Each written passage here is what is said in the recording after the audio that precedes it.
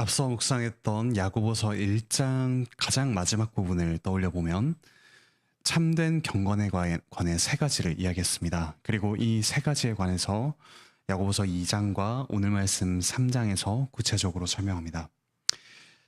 고아와 과부와 같은 약한 자들을 돌아보는 경건에 대해서 2장에서 가르쳤습니다. 그리고 오늘 말씀 3장에서는 경건한 언어, 그리고 세속에 물들지 않는 경건한 삶에 대해서 가르칩니다. 먼저 경건한 언어에 관한 가르침이 1절부터 12절에 나옵니다. 1절에 나오듯이 사람들은 가르치기를 좋아합니다. 하지만 진리의 말씀은 사람의 영원한 생명 또는 죽음과 관련된 것이기 때문에 아주 중요합니다. 이 가르치는 일을 잘못하면 하나님의 더욱더 큰 심판이 있습니다.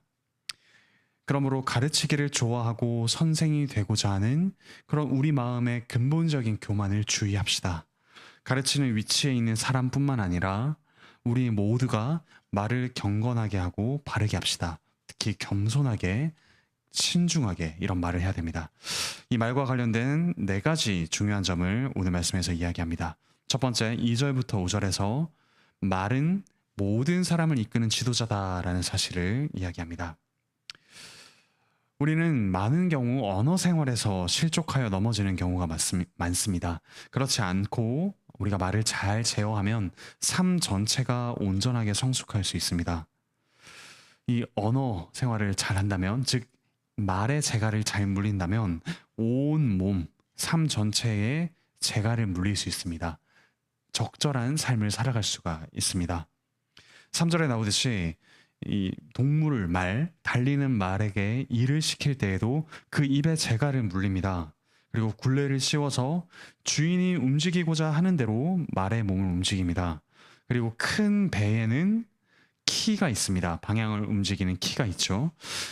이처럼 5절에 나오듯이 우리의 혀가 바로 이런 역할을 합니다. 몸의 아주 작은 부분이지만 온 몸을 움직이는 아주 큰 능력이 있습니다.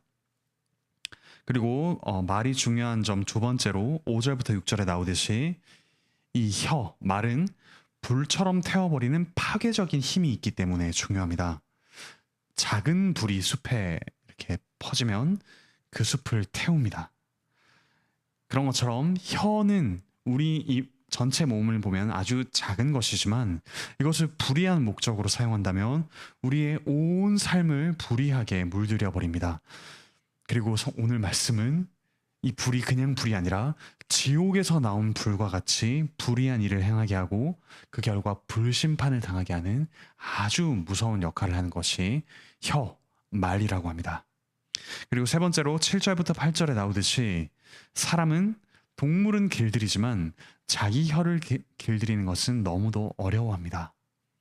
7절에 나오듯이 사람이라는 본성을 가진 존재는 짐승이라는 본성을 가진 존재를 길들입니다.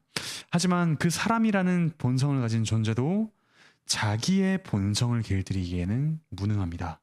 자기 말을 길들이는 일에는 아주 무능합니다. 원래 하나님께서는 사람을 하나님의 형상으로 창조하셨습니다. 그리고 다른 모든 것들, 만물을 다스리게 하셨습니다. 아담과 그 후손은 하늘에 나는 새와 땅에 있는 짐승과 벌레, 그리고 물에 사는 것들을 연구하고 길들이고 적절하게 보존하며 다스려 왔습니다. 하지만 아담 때부터 자기의 혀를 길들이지는 못했습니다. 하와는 하나님께서 선악과를 따먹으면 반드시 죽으리라 라고 말씀하셨음에도 불구하고 그 뱀의 말에 동산 중앙의 나무 열매를 따먹으면 죽을까 하노라 라는 말로 하나님의 말마저 자기의 말로 바꾸어 버립니다. 모호하고 거짓되게 말하는 혀를 사용했습니다. 오늘날도 마찬가지입니다. 사람들은 과학기술의 발전으로 이 땅을 정복하고 다스리는 일에 능숙해졌습니다. 하지만 말의 실수는 더욱더 많아진 것 같습니다. 정제되지 않은 말들이 여러 가지 매체를 통해 우리 귀와 그리고 우리 마음에 들어옵니다. 그리고 우리는 너무나도 쉽게 우리의 악한 생각을 표현하고 악한 일을 계획하는데 혀와 언어를 사용합니다. 혀는 너무나도 길들이기 어려운 대상입니다. 그리고 네 번째로 이 말이 중요한 이유는 8절부터 12절에 나옵니다. 하나님을 찬양하는 일에 우리 혀가 쓰이고 동시에 사람을 저주하는데 이 말이 쓰입니다. 즉 이중적인 언어 생활을 하기가 너무나도 쉽기 때문입니다. 성도가 혀로서 악한 말을 하는 것은 하나님을 찬양하면서 동시에 그 하나님의 형상으로 창조된 사람을 저주하는 아주 일관성 없는 행동입니다. 똑같은 샘에서 단물과 쓴물을 내는 일은 있을 수 없다고 오늘 성경에서 이야기하죠. 마찬가지로 11절에 나오듯이 포도나무가 무화과 열매를 맺을 수 없습니다. 12절에 나오듯이 우리의 마음에 짠물처럼 악을 내는 동시에 단물처럼 선을 내는 것은 너무나도 모순적인 일입니다. 하지만 우리는 너무나도 쉽게 그런 일을 하죠. 구원받은 성도의 새로운 본성에서는 악한 말이 나올 수 없습니다. 성도는 하나님의 성전의 한 부분으로서 또한 하나님을 찬양하는 거룩한 제사장입니다. 그런 제사장이 하나님의 형상을 저주하는 악한 말을 하는 것은 우리의 정체성에 맞지 않는 일입니다. 그런데 우리가 너무나도 쉽게 이런 일을 하기에 이 혀가 얼마나 중요한가를 우리는 생각해야 합니다. 이런 말과 관련된 경건을 이야기한 후에 13절부터 18절에서는 새 속에 물들지 않는 거룩한 지혜로 사는 경건한 삶을 이야기합니다. 13절부터 삶 전체의 경건을 이야기합니다. 이 참된 지혜는 말만 하는 것이 아니라 선한 행동으로 보여주는 것으로 그 경건을 드러냅니다. 13절에 나오듯이 지혜는 하나님과 사람을 향해 온유한 삶으로 나타납니다. 하나님을 향해서 우리가 겸손하고 순하기 때문에 사람을 향해서도 부드러운 사랑을 실천합니다.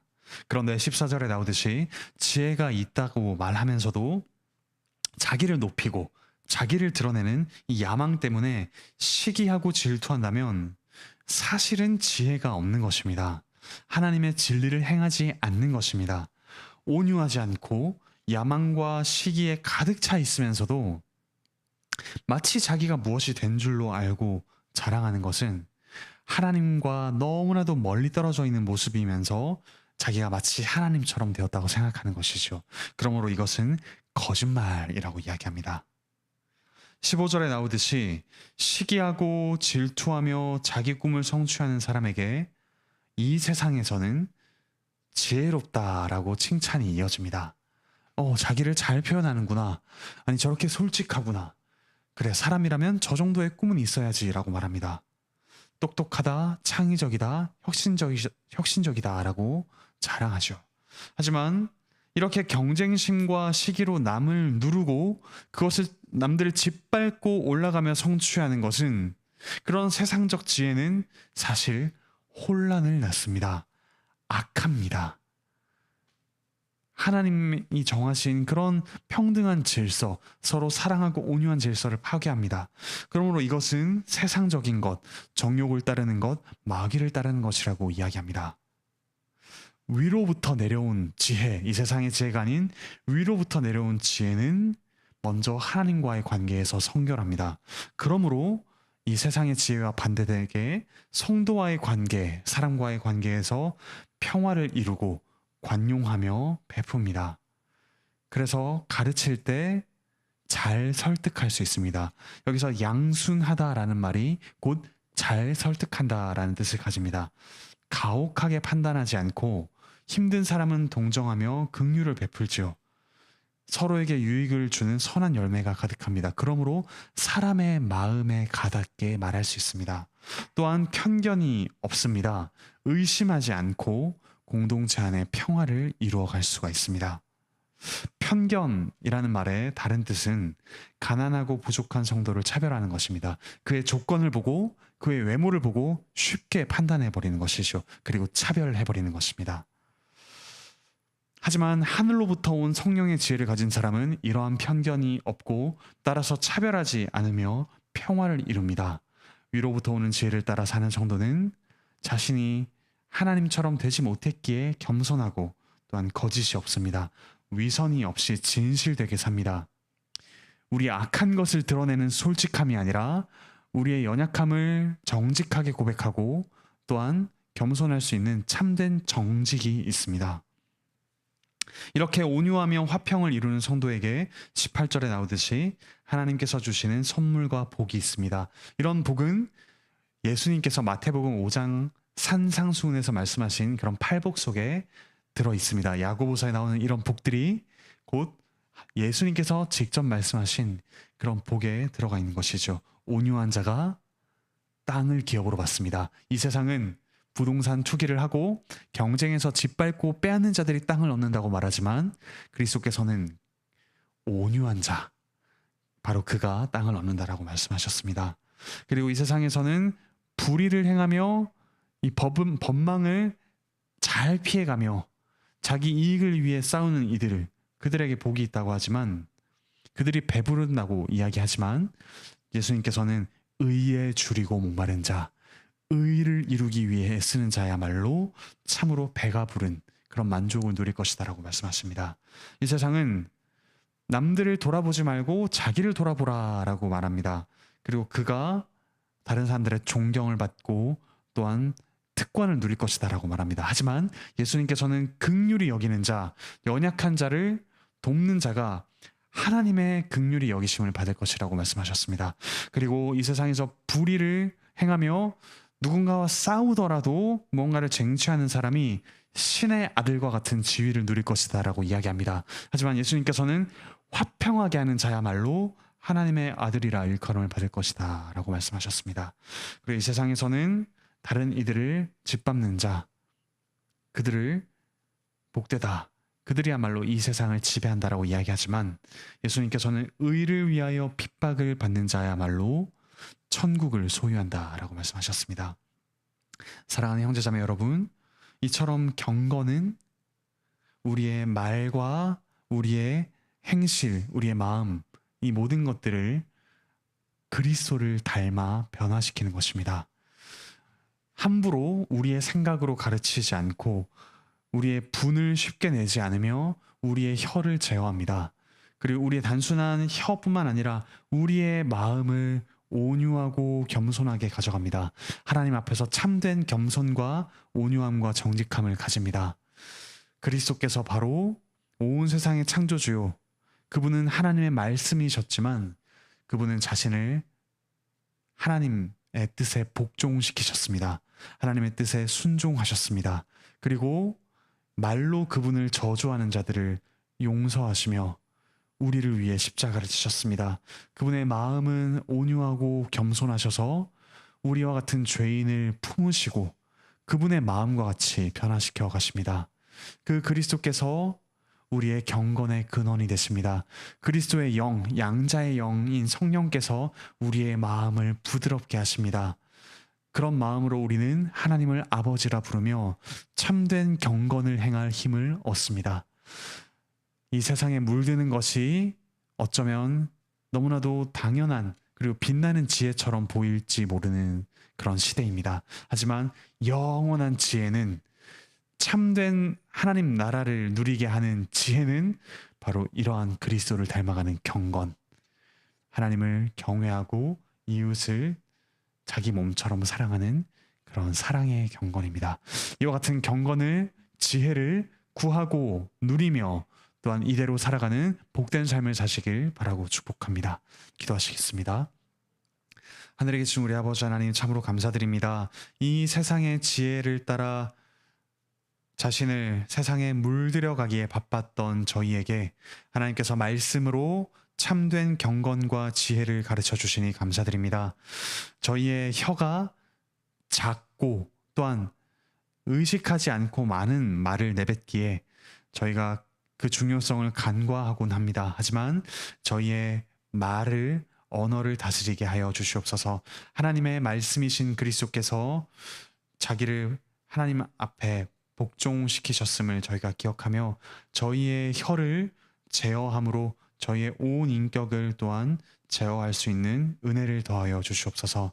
또한 저희의 마음과 저희의 열망이 이 세상에 물드는 것이 아니라 하나님의 물들게 하여 주시옵소서. 아름다우시고 참으로 긍휼히 여기시며 온유하고 겸손하신 주님으로 물드는 마음이 되게 하여 주시옵소서. 그래서 하나님의 지혜를 가지고 하나님을 경외하며 사람들을 사랑하고 온유하게 대하는 저희가 될 수 있도록 주께서 은혜 베풀어 주시옵소서. 몸과 마음의 아픔이 있는 이들 주께서 회복시켜 주시옵소서. 가정과 직장과 학교에서 참된 경건으로 살아갈 수 있도록 저희 모든 이들에게 힘을 더하여 주시옵소서. 감사드리며 예수 그리스도의 이름으로 기도합니다. 아멘.